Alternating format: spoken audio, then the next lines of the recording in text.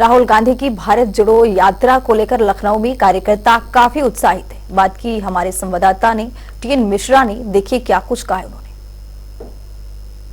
राहुल गांधी की भारत जोड़ो न्याय यात्रा को लेकर के लोगों में काफी उत्साह है।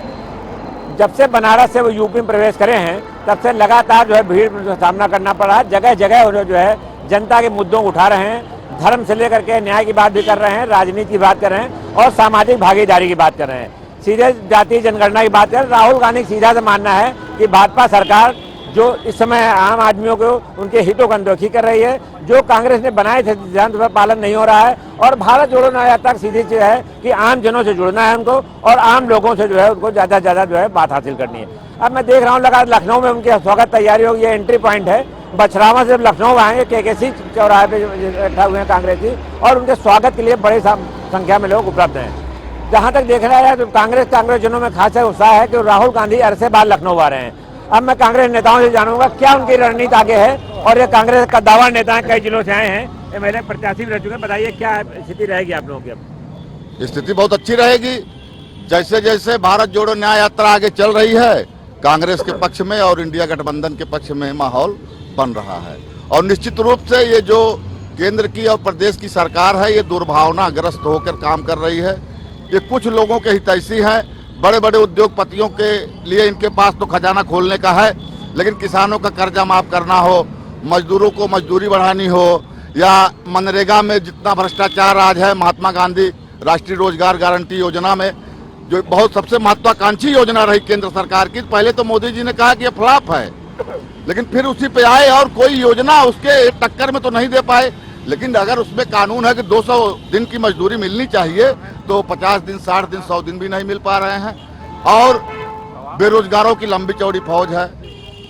आज एक सवाल ये बताइए, इंडिया गठबंधन से धीरे धीरे स्वामी प्रसाद मौर्य भी अलग हो गए, अखिलेश यादव भी सीटें दे नहीं रहे हैं, तो कैसे तय होगा कि कांग्रेस कितनी सीटें चुनाव लड़ेगी? आप लोग मान लिया 22 सीट मांगे, 17 करें देंगे। अगर मेरा क्या कहना है? मेरे जैसे कार्यकर्ताओं का अगर मन टटोला जाए तो हम लोग तो वास्तव में गठबंधन के बहुत ज्यादा पक्ष में नहीं हैं।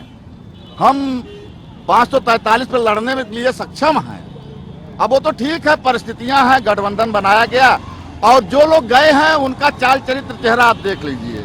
नीतीश कुमार जी कितनी बार आए गए, चौधरी जयंत जी कितनी बार आए गए और अभी जो है ये दक्षिण में भी तो ये कर रहे हैं, जहां ये कमजोर है ये भी गठबंधन बनाने के चक्कर में लगे हैं और इनके पास कम दल हैं। कांग्रेस के गठबंधन जो है उससे बहुत ज्यादा दल इनके पास हैं और ऐसे ऐसे भी दल हैं न जिनके कोई विधायक है न सांसद है। आप बताएं कि आपको क्या लग रहा है गठबंधन की क्या आगे रणनीति होनी चाहिए?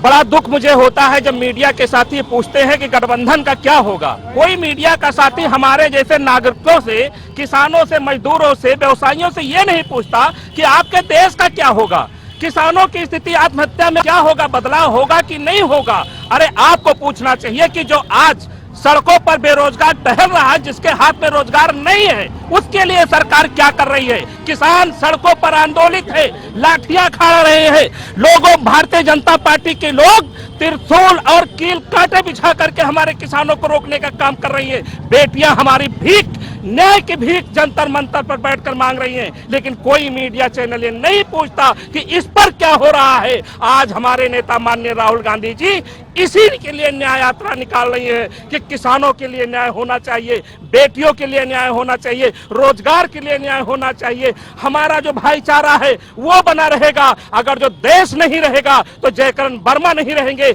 और देश नहीं रहेगा तो संविधान नहीं रहेगा, देश नहीं रहेगा तो लोकतंत्र नहीं रहेगा। इसलिए कांग्रेस पार्टी आज सड़कों पर है कि हमारा देश सुरक्षित रहेगा तो सब कुछ हमारा बना रहेगा। इसलिए हम लोग आज कांग्रेसी एकत्रित है अपने माननीय राहुल गांधी जी के यात्रा का स्वागत करने के लिए। पांडे जी, एक बात मैं यहाँ से जानना चाहूंगा कि भाजपा सरकार करीब 4% केवल बेरोजगारी है, तो ये आंकड़े क्या आप लोग सही मानते हैं और आप लोग क्या मानते हैं इसको? देखिए, क्या ये आंकड़े आप बताइए, आप तो ज्यादा अच्छी तरीके से सारी चीजें जान रहे हैं। क्या आज उत्तर प्रदेश के अंदर नहीं पूरे देश में बेरोजगारी पिछले 40 वर्षों का रिकॉर्ड तोड़ रही है। आज नौजवान मारे फिर रहा है। आज कहते हैं क्या बोलता, पकौड़ी चलो। आज ग्रेजुएशन करने के बाद, इंजीनियरिंग करने के बाद नौजवान पकौड़ी चलने के लिए मजबूर है। कहाँ रोजगार है? अगर रोजगार होता तो नौजवान आवाज नहीं उठाता। जहां 6 लाख भर्तियों के लिए 60-60 लाख लोगों का आवेदन कर रहे हैं, वहां क्या नाम है, रोजगार अगर होता तो इतनी भीड़ नहीं होती। आज क्या बोलता है, चपरासी का अवार्ड निकलता है तो आज क्या बोलता है, पीजी और पोस्ट ग्रेजुएट लोग और डॉक्टरेट लोग आज वो फॉर्म भर रहे हैं।